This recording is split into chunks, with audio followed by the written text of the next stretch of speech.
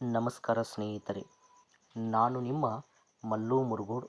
ಯಾರೆಲ್ಲ ಅಗ್ನಿವೀರ ಪರೀಕ್ಷೆಗೆ ಅಪ್ಲಿಕೇಶನನ್ನು ಹಾಕಿ ತಯಾರಿಯನ್ನು ನಡೆಸ್ತಿದ್ದಿರಲ್ಲ, ಅವರಿಗೆ ಪ್ರಮುಖವಾದಂಥ ಒಂದು ಕ್ವಶನ್ ಪೇಪರ್ ಇದೆ.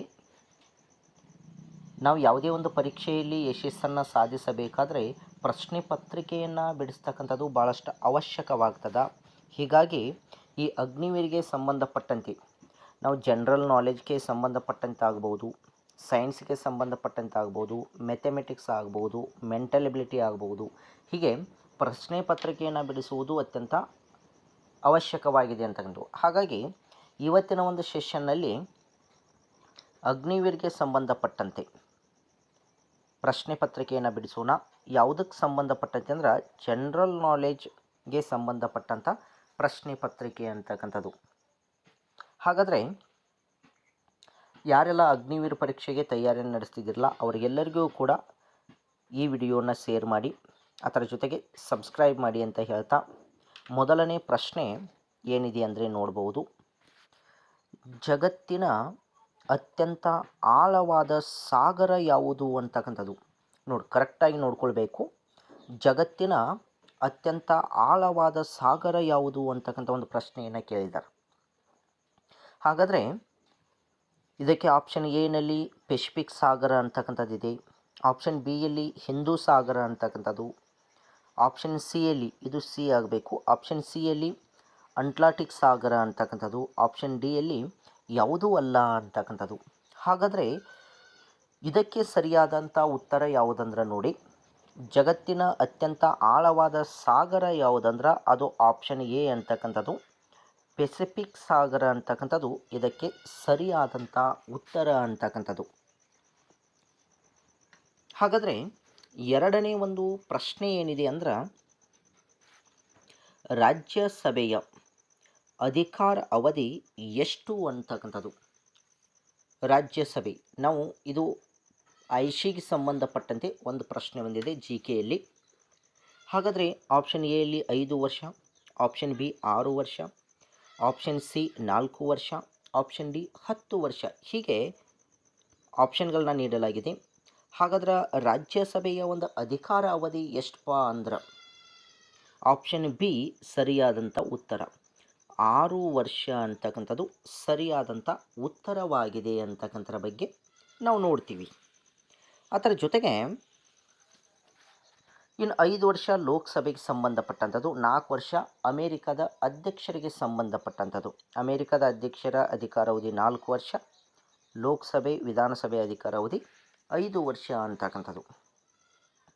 ಇನ್ನು ಮೂರನೇ ಒಂದು ಪ್ರಶ್ನೆ ಏನಿದೆ ಅಂದ್ರೆ ನೋಡಿ, ಪ್ರಮುಖವಾದಂಥ ಪ್ರಶ್ನೆ, ಅಂತಾರಾಷ್ಟ್ರೀಯ ನ್ಯಾಯಾಲಯದ ನ್ಯಾಯಾಧೀಶರಾಗಿ ನೇಮಕಗೊಂಡ ಮೊದಲ ಭಾರತೀಯ ಯಾರು ಅಂತಕ್ಕಂಥ ಒಂದು ಪ್ರಶ್ನೆಯನ್ನು ಕೇಳಿದರು.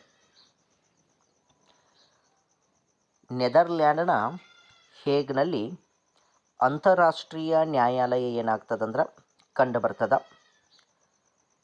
ಆ ನ್ಯಾಯಾಲಯಕ್ಕೆ ಭಾರತದ ಒಬ್ಬ ವ್ಯಕ್ತಿ ನ್ಯಾಯಾಧೀಶರಾಗಿ ನೇಮಕಗೊಂಡಿದ್ರು ಅಂತಕ್ಕಂಥದ್ದು.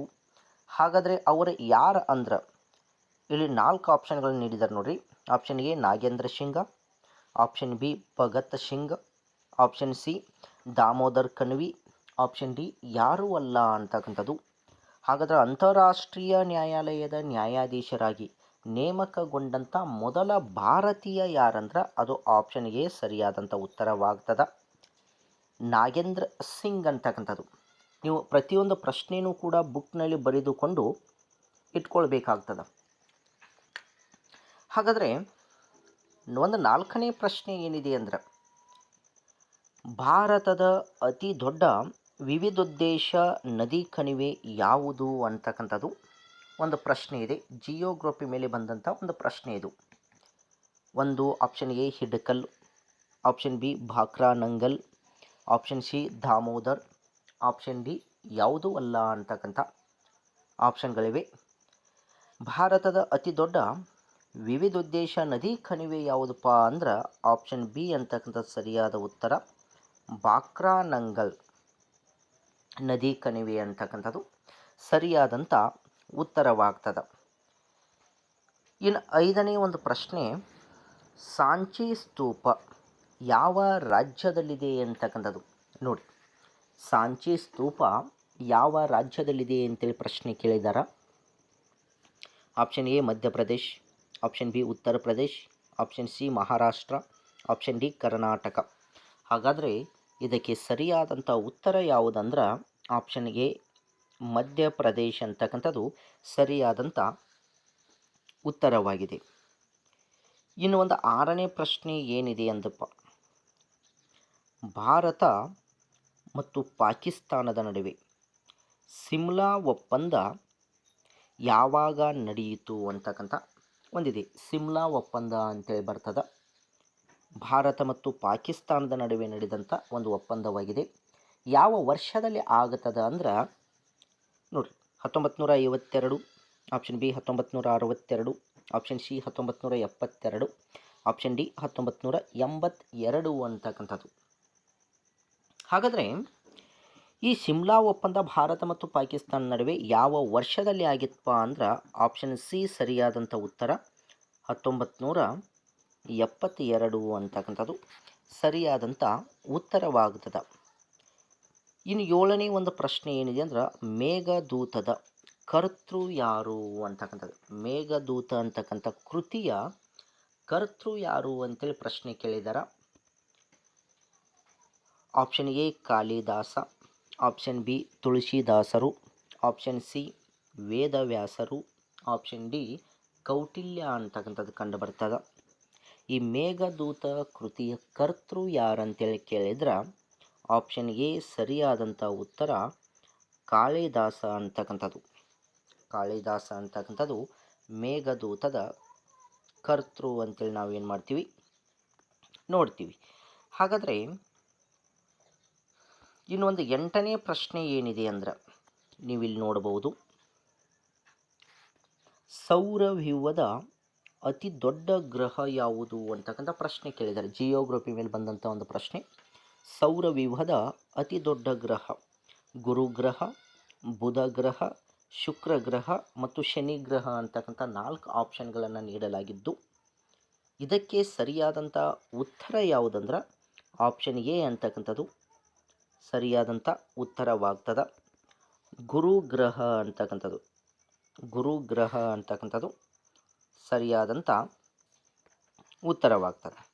ಇನ್ನು 9ನೇ ಪ್ರಶ್ನೆ ಏನಿದೆ ಅಂದ್ರೆ ಅಶೋಕ ತನ್ನ ಕೊನೆಯ ಯುದ್ಧವನ್ನು ಎಲ್ಲಿ ಮಾಡಿದ್ದು.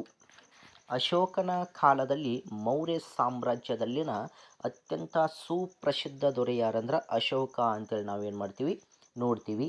ಆ ಅಶೋಕ ತನ್ನ ಜೀವಿತದ ಅವಧಿಯಲ್ಲಿ ಮಾಡಿದಂಥ ಯುದ್ಧ ಅಂದರೆ ಕೇವಲ ಒಂದೇ ಒಂದು ಯುದ್ಧವನ್ನು ಮಾಡ್ತಾನೋ.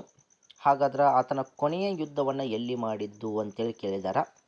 ಆಪ್ಷನ್ಗಳನ್ನ ಏನು ನೀಡಿದ್ದಾರೆ ಅಂದ್ರೆ ಒಂದು ವಲಯ, B Kalinga, C Cochin, D ಯಾವುದೂ ಅಲ್ಲ ಅಂಥೇಳಿ. ಅಶೋಕ ತನ್ನ ಜೀವಮಾನದಲ್ಲಿ ಕೇವಲ ಒಂದೇ ಒಂದು ಯುದ್ಧವನ್ನು ಮಾಡ್ತಾನೆ, ಅದ ಕಳಿಂಗ ಯುದ್ಧ ಅಂತಕ್ಕಂಥದ್ದು. ಇದಕ್ಕೆ ಸರಿಯಾದ ಉತ್ತರ ಯಾವುದಂದ್ರೆ ಆಪ್ಷನ್ ಬಿ ಕಳಿಂಗ ಯುದ್ಧ ಅಂತಕ್ಕಂಥದ್ದು. ಇನ್ನು ಜನರಲ್ ನಾಲೆಡ್ಜ್ಗೆ ಸಂಬಂಧಪಟ್ಟಂತೆ ಒಂದು ಕೊನೆಯ ಪ್ರಶ್ನೆ ಯಾವುದಿದೆ ಅಂದ್ರೆ ಪ್ರಸ್ತುತ ರಾಷ್ಟ್ರಪತಿ ಯಾರಿದ್ದಾರೆ ಅಂತಕ್ಕಂಥ ಒಂದು ಪ್ರಶ್ನೆಯನ್ನು ಕೇಳಿದ್ದಾರೆ. Option A Narendra Modi, option B Droupadi Murmu, option C Siddaramaiah, option D Pranab Mukherjee ಅಂತಕ್ಕಂಥದ್ದು. ಹಾಗಾದರೆ ನಿಮಗೆಲ್ಲರಿಗೂ ಕೂಡ ಈ ಕ್ವಶನ್ಗೆ ಉತ್ತರ ಗೊತ್ತಿದೆ ಅಂತಕ್ಕಂಥದ್ದು. ಆಪ್ಷನ್ ಬಿ ದ್ರೌಪದಿ ಮುರ್ಮು ಅಂತಕ್ಕಂಥದ್ದು ಸರಿಯಾದಂಥ ಉತ್ತರ ಅಂತಕ್ಕಂಥದ್ದು. ಆತ್ಮೀಯ ಸ್ಪರ್ಧಾರ್ಥಿಗಳೇ, ಇದು ಜನರಲ್ ನಾಲೆಡ್ಜ್ಗೆ ಸಂಬಂಧಪಟ್ಟಂಥ ಪ್ರಮುಖ ಪ್ರಶ್ನೋತ್ತರಗಳಾಗಿದ್ದು ಒಂದು ಮುಂದಿನ ಸೆಷನ್ನಲ್ಲಿ ಸೈನ್ಸ್ಗೆ ಸಂಬಂಧಪಟ್ಟಂತೆ ಆಗಿರ್ಬೋದು, ಮೆಂಟಲ್ ಎಬಿಲಿಟಿಗೆ ಸಂಬಂಧಪಟ್ಟಂತೆ ಪ್ರಶ್ನೆಗಳನ್ನು ತೆಗೆದುಕೊಂಡು ಬರ್ತೀನಿ ಅಂತ ಹೇಳ್ತಾ ಈ ಒಂದು ತರಗತಿ ಇಷ್ಟವಾಗಿದ್ದರೆ ಲೈಕ್ ಮಾಡಿ, ನಿಮ್ಮ ಫ್ರೆಂಡ್ಸ್ಗೆ ಶೇರ್ ಮಾಡಿ, ಕಮೆಂಟ್ ಮೂಲಕ ತಿಳಿಸಿ ಅಂತ ಹೇಳ್ತಾ ಎಲ್ಲರಿಗೂ ಮತ್ತೊಮ್ಮೆ ಧನ್ಯವಾದಗಳನ್ನ ಹೇಳ್ತಾ ಈ ತರಗತಿಯನ್ನು ಮುಗಿಸ್ತಿದ್ದೀನಿ. ಎಲ್ಲರಿಗೂ ಧನ್ಯವಾದಗಳು.